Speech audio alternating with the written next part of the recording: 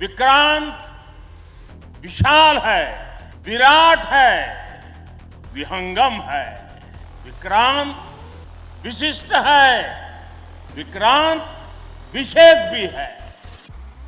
विक्रांत केवल एक युद्धपोत नहीं है, ये 21वीं सदी के भारत के परिश्रम, प्रतिभा, प्रभाव और प्रतिबद्धता का प्रमाण है। Hello and welcome to Informaticos. तो आपने सुना कि प्रधानमंत्री जी ने खुद क्या कहा था आईएनएस विक्रांत के बारे में। और आपको बता दूं कि प्रधानमंत्री किसी भी युद्धपोत पर ऐसे ही नहीं बयान देते हैं। ये जो आईएनएस विक्रांत है, ये भारत में बना हुआ अब तक का सबसे बड़ा युद्धपोत है। तो आज के इस वीडियो में जानेंगे इस युद्धपोत के बारे में, साथ ही साथ ये भी जानेंगे कि ऑस्ट्रेलियन प्राइम मिनिस्टर को इस युद्धपोत का टूर क्यों दिया गया है। लेकिन उससे पहले एक रिक्वेस्ट है कि काइंडली इस वीडियो को लाइक और चैनल को सब्सक्राइब जरूर कर दीजिएगा, क्योंकि अगर आप वीडियो को लाइक नहीं करते हैं तो यूट्यूब इस वीडियो को आगे नहीं बढ़ाता है। तो चलिए शुरू करते हैं आज का वीडियो। तो दोस्तों, आप लोगों को बता दूं कि आईएनएस विक्रांत एक विमान वाहक पोत है, यानी कि ये स्वयं में एक एयरबेस होता है जो कि समुद्र पर तैरता है। यानी कि आप इस एयरबेस को दुनिया में कहीं भी ले जा सकते हैं। तो एक एयरक्राफ्ट कैरियर से बेहतर कुछ भी पावर प्रोजेक्शन का या फिर पावर का एक्सप्लिसिट प्रदर्शन नहीं हो सकता है, क्योंकि ये काफ़ी महंगा भी आता है। और रेट्रोस्पेक्टिवली ये आपकी इकोनॉमी को भी दर्शाता है, क्योंकि एयरक्राफ्ट कैरियर को बनाना और मेंटेन करना दुनिया की हर इकोनॉमी की बस की बात नहीं है। तो आपको बता दूं कि अमेरिका के पास आज के डेट में 11 एयरक्राफ्ट कैरियर हैं। वहीं भारतीय नौसेना के पास सिर्फ 2 हैं। चीनी नौसेना के पास अब जाकर के 3 आ जाएंगे, तीसरा बन रहा है। और ऐसा अनुमान लगाया जाता है कि चीनी नौसेना के पास कुछ सालों में 5 से ज़्यादा एयरक्राफ्ट कैरियर आ जाएंगे। इसके साथ ही साथ ब्रिटेन के पास 1 एयरक्राफ्ट कैरियर है और फ्रांस के पास 1 एयरक्राफ्ट कैरियर है, जिसका नाम है चार्ल्स डी गॉल। और इसका नाम मैंने इसलिए लिया क्योंकि अमेरिका के बाहर मात्र सिर्फ 1 ही एयरक्राफ्ट कैरियर है जो कि न्यूक्लियर पावर्ड है। अब हमारे पास जो वर्तमान में 2 एयरक्राफ्ट कैरियर है, उसमें से एक है आईएनएस विक्रमादित्य, जो कि रूस से खरीदा गया था, जो कि 1980 के ज़माने का गोर्शकोव क्लास का एयरक्राफ्ट कैरियर था। उसको रूस ने रिफर्बिश करके भारत को बेचा था। वहीं जो हमारा जो दूसरा एयरक्राफ्ट कैरियर है वो बिल्कुल स्वदेशी आईएनएस विक्रांत है, जिसके बारे में हम लोग बात अभी कर रहे हैं। तो देखिए, ऑन पेपर जो कैपेबिलिटी में आईएनएस विक्रमादित्य और आईएनएस विक्रांत में ज़्यादा डिफरेंस नहीं है, क्योंकि दोनों पे लगभग 36 एयरक्राफ्ट आते हैं। लेकिन बताया जाता है कि आईएनएस विक्रमादित्य काफ़ी पुराना हो चुका है और रिफर्बिश करने के बावजूद उसमें कई सारी समस्याएं आती रहती हैं। ऐसे में नियर फ्यूचर में आईएनएस विक्रमादित्य, जो कि रूस से लिया गया है, उसको रिटायर कर दिया जाएगा और हम लोग इंटायरली इंडिजिनस यानी स्वदेशी विमान वाहक पोत यानी एयरक्राफ्ट कैरियर पर फ्यूचर में डिपेंडेंट रहेंगे। और आपको बता दूं कि भारतीय नौसेना को 3 एयरक्राफ्ट कैरियर की मिनिमम आवश्यकता है, जो कि बार बार नौसेना बताती रहती है। तो संभव है कि ऐसे 2 एयरक्राफ्ट कैरियर और बनाया जाए, या फिर एक और आईएनएस विक्रांत जैसा ही शिप बनाया जाए, और एक जो और बनाया जाएगा वो एक सुपर कैरियर होगा जो पॉसिबली न्यूक्लियर पावर्ड होगा। तो हमारा जो अभी प्रेजेंट में आईएनएस विक्रांत है, उस पर हमारे पास अभी 3-4 ऑप्शन है फाइटर जेट कौन सा हम लोग तैनात करेंगे। तो पहला तो MiG-29K है, लेकिन जैसा कि आईएनएस विक्रमादित्य के साथ केस है, MiG-29K भी पुराना हो चुका है। और अब भारतीय नौसेना राफेल M लेने की सोच रही है, जिस पर मैंने एक अलग वीडियो भी बनाया है, आप इस चैनल के पेज पर जाकर के देख सकते हैं। तो राफेल M के आने के बाद इस विमानवाहक पोत की कैपेबिलिटी में 4 चांद लग जाएंगे।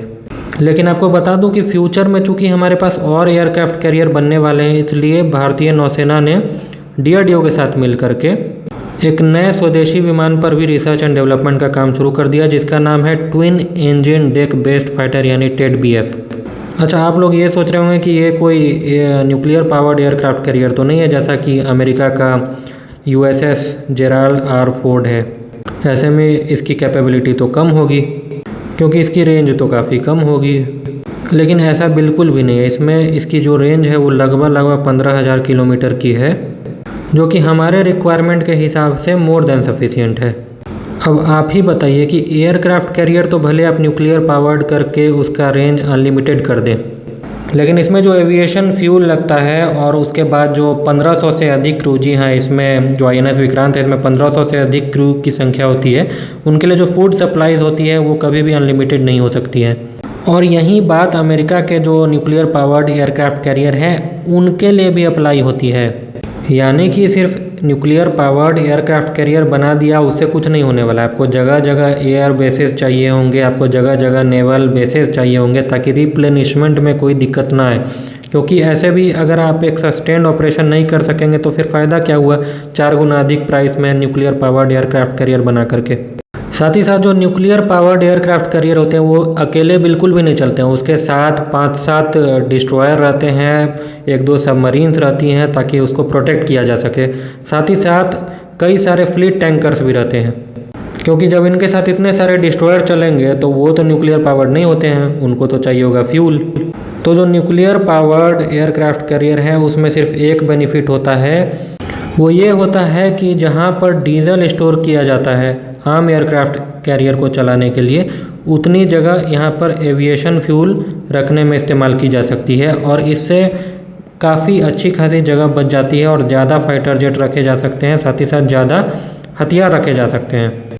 लेकिन ये चीज़ आपको कई गुना अधिक कॉस्ट पर आती है जो कि भारत के लिए सेंस नहीं करती। यानी कि हमें चाहिए न्यूमरस एयरक्राफ्ट कैरियर, अगर उतने ही दाम पर आ जाते हैं 4 एयरक्राफ्ट कैरियर तो वो हमारे लिए ज़्यादा बेटर होगा। तो चलिए अब आते हैं न्यूज़ के दूसरी पार्ट में। वो ये है कि ऑस्ट्रेलियन प्राइम मिनिस्टर को इस एयरक्राफ्ट कैरियर का टूर क्यों दिया गया, इस पर मेरा टेक क्या है।